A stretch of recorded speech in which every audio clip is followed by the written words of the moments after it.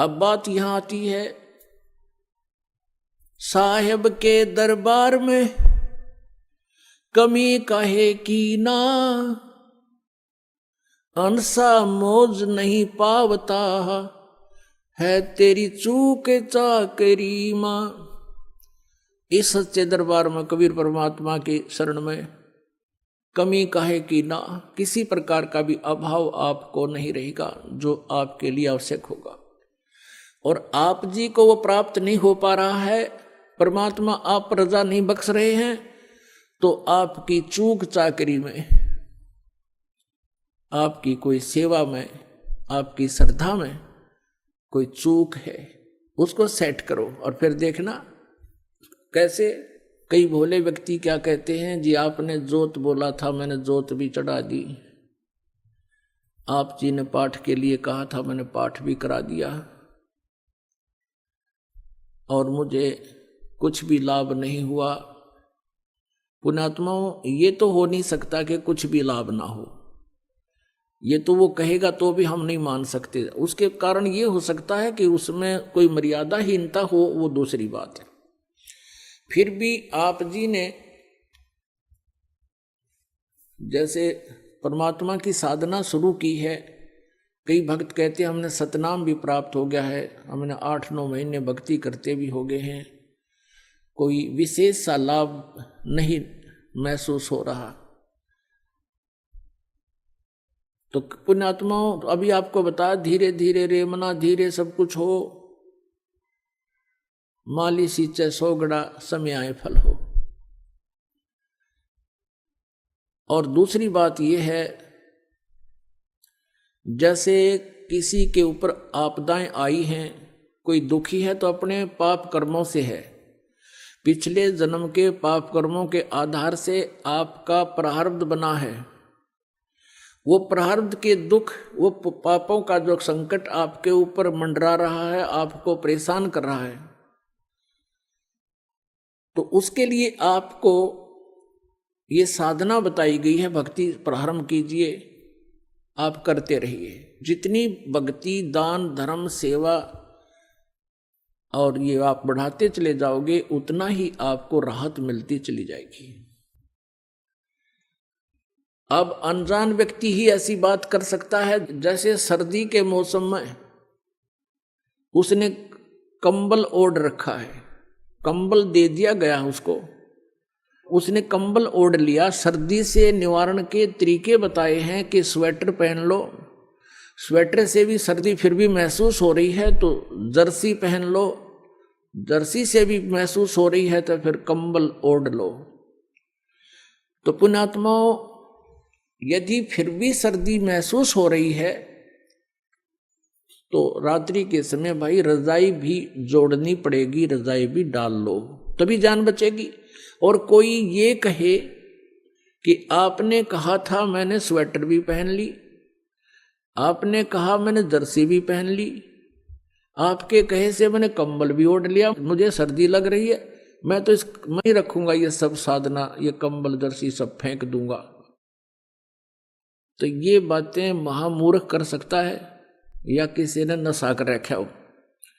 तो ऐसी स्थिति है उस व्यक्ति की जो ये कहता है कि आप जी ने ये साधना बताई, मैं उसको भी कर रहा हूँ, ये भी बताई उसको भी कर रहा हूँ, और अभी भी मुझे पूर्ण लाभ प्राप्त नहीं हो पा रहा। तो उसके लिए वो कहता है जी फिर मैं तो नाम छोड़ दूंगा, मेरी दिल करता है मैं साधना त्याग दूं। तो साधना त्याग देने से तो फिर क्या होगा, जैसे कोई कहे मैं तो जर्सी भी निकाल के फेंक दूंगा, कंबल भी फेंक दूंगा, मुझे कोई राहत नहीं मिल रही, तो नमूनिया होकर मरेगा। फिर उसका ये कोई तरीका है उसको उतार के फेंक दूं, उसका तरीका है कि और एक कंबल और जोड़, बल्कि इसी तरीके से जान बचेगी। यानी भक्ति, आप अपने मंत्र का जाप और जितना भी ये हवन आदि के लिए, ज्योति के लिए जो भी आप कर सकते हो, सामर्थ्य अनुसार इसको बढ़ाते चले जाओ, इसी से आपका जीवन सुरक्षित होगा। क्योंकि जैसे आप सर्दी ज्यादा है, कंबल ओढ़ लिया, उससे भी नहीं ठीक हो रही है, तो फिर आप एक कंबल और डालिए, उसी से बचेगी। क्योंकि जैसे आपके पाप कर्मों की सर्दी ज्यादा है, तो पुण्यात्माओं इन साधनों के करने से, यानी आपने स्वेटर भी पहन ली, जर्सी भी पहन ली, कंबल भी ओढ़ लिया, और फिर भी हाथों की उंगली और पैरों की उंगलियां भी आप अभी भी ठंडी हैं, तो कोई बात नहीं, आपकी जान बचेगी, क्योंकि सर्दी बहुत है। अब जो साधन आपको प्राप्त है ये आपकी मृत्यु नहीं होने देगा, आपकी जान बची रहेगी, धीरे धीरे सर्दी भी समाप्त हो जाएगी।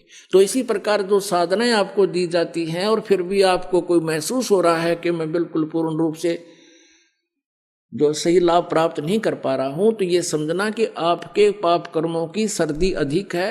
जो साधन आपको मिल गए हैं ये आपके जीवन रक्षा करेगा, आपको हानि नहीं होने देगा। आप डरे हुए हो, आप बहुत आपदाओं से पीड़ित हो, बहुत बुरी तरह सताए हुए हो, आपको थोड़ी सी भी सर्दी, वो कर्म की जो दंड है वो अधिक महसूस होता रहेगा, लेकिन अब परमात्मा आपके भी और आपके परिवार के जीवन की रक्षा करेगा, और ये बुरे संस्कार थोड़ा बहुत प्रभाव रखेंगे, कोई दिक्कत नहीं, आपको हानि नहीं होने देगा। अब जैसे एक कारण तो ये होता है, परमात्मा ये चाहते हैं कि यदि यू आज सुखी कर दिया, यदि आज ही आपको सभी सुख कर दें, तो कल आप यहां नहीं आओगे, ठेकियां पे खड़े पाओगे शराब वालों पे, और वहां लाइन लाकर ना जाने कितनी दारू पी जाओगे। तो कहने का भाव ये है, परमात्मा कहते हैं इसे सुख के माथे पत्थर पड़ो, सुख के माथे सिला पड़ो, जिसते नाम हृदय ते जावे, और बलिहारी व दुख के जो पल पल नाम रटावे।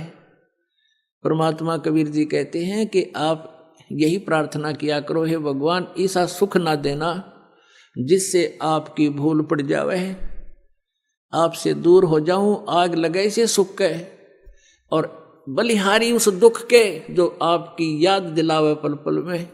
तो इतना कष्ट भी अनिवार्य ही होगा, वही परमात्मा आप पर बनाए रखेगा, और आप यदि भगवान से दूर होगे तो फिर वो सारा ही कष्ट आ जाएगा, बहुत हानि हो जाएगी। तो इस प्रकार इस परमात्मा की तत्व ज्ञान को समझकर आप जी ने अपने इस उद्देश्य को पूरा करना है, यानी ये हॉस्पिटल जो है जन्म और मृत्यु के रोग को काटने वाला है। जब तक ये रोग आपका नहीं कटेगा, आपको सुख प्राप्ति नहीं हो सकती। परमेश्वर कहते हैं कबीर जी के झूठे सुख को सुख कह, ये मान रहा मनमोद, ये सकल चबीना काल का, कुछ मुख में कुछ गोद।